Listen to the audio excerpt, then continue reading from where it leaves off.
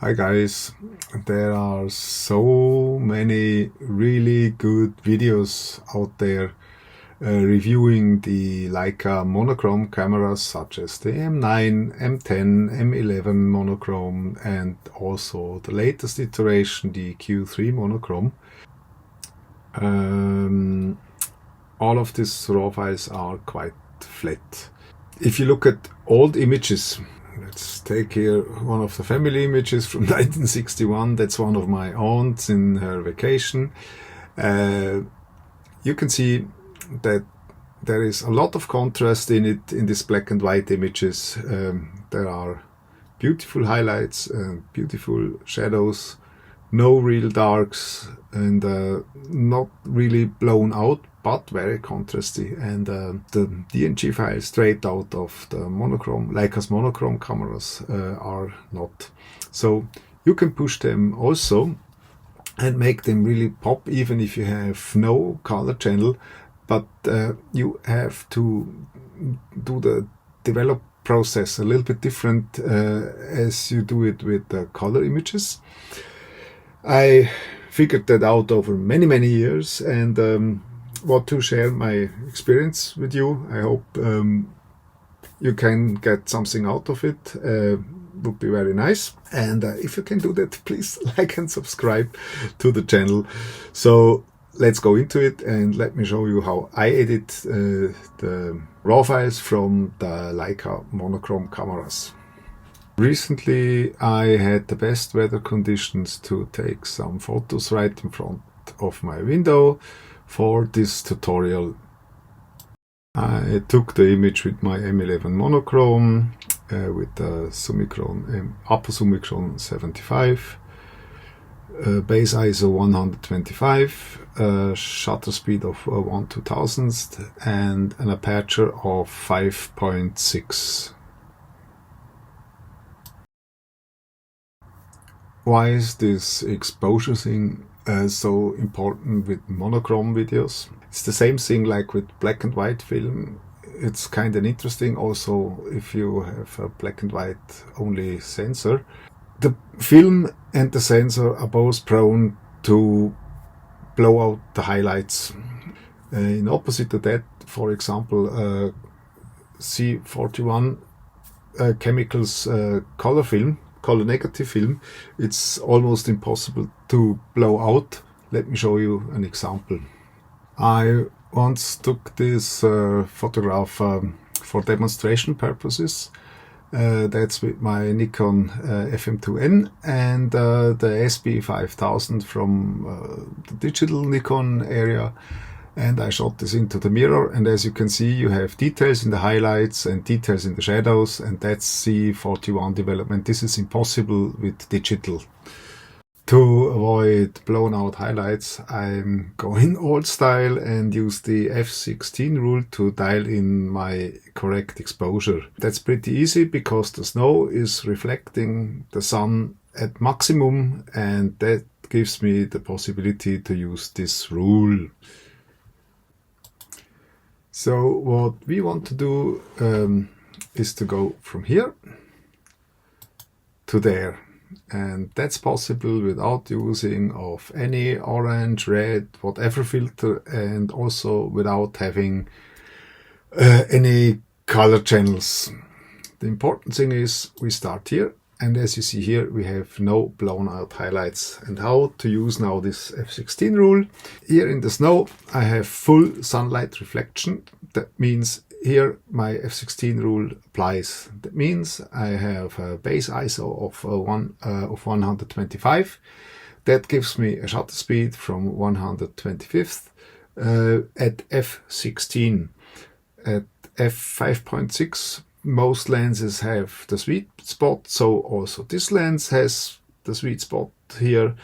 And for that I go back from f16 to f11 is 1 stop, from f11 to f8 is 2 stops, from f8 to f5.6 is 3 stops.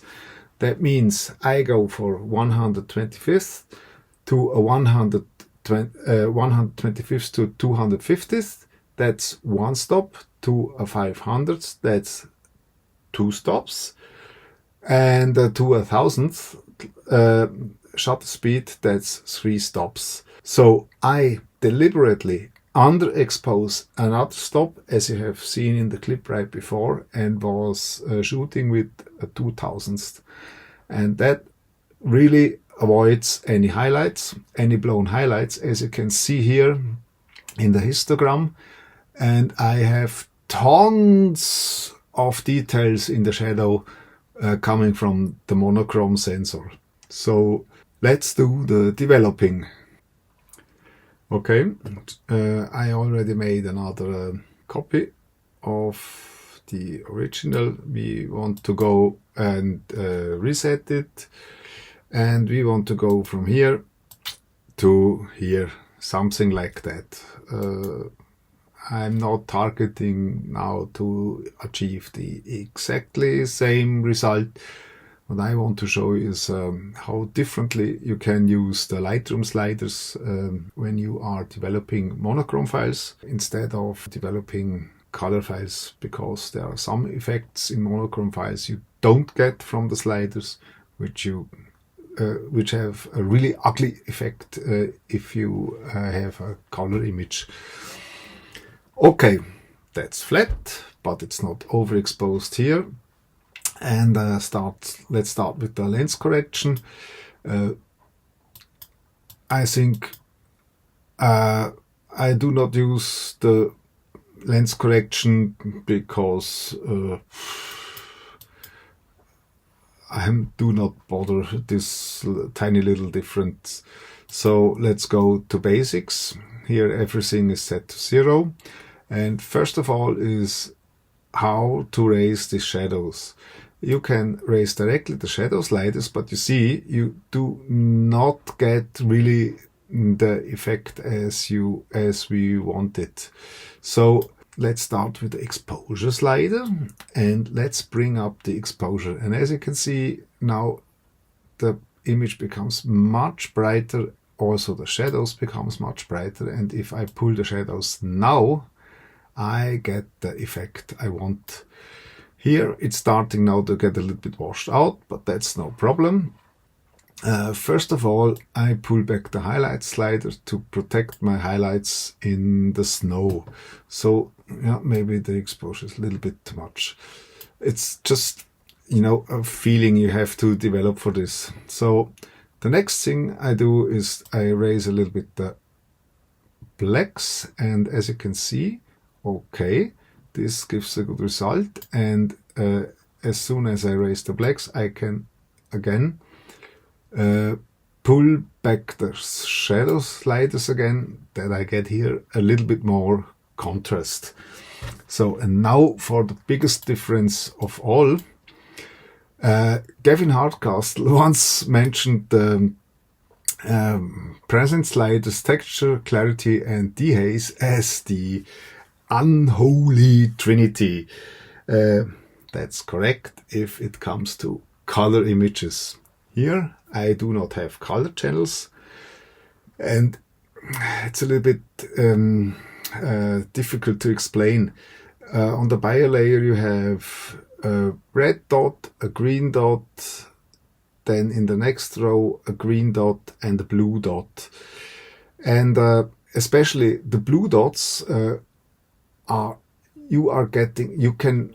the blue color channel you can use to make a beautiful dark sky, but because of the square, the blue dots have always an edge to the next line beyond them, and if you drag down the blue channel if you switch a color image to black and white in Lightroom, you get this super ugly fringing because of this asymmetry of the bio layer, and you don't have that on a monochrome sensor. So I can pull here the clarity slider as much as I want to. Do you see what happens? The image starts really to pop without making any fringing at the edges.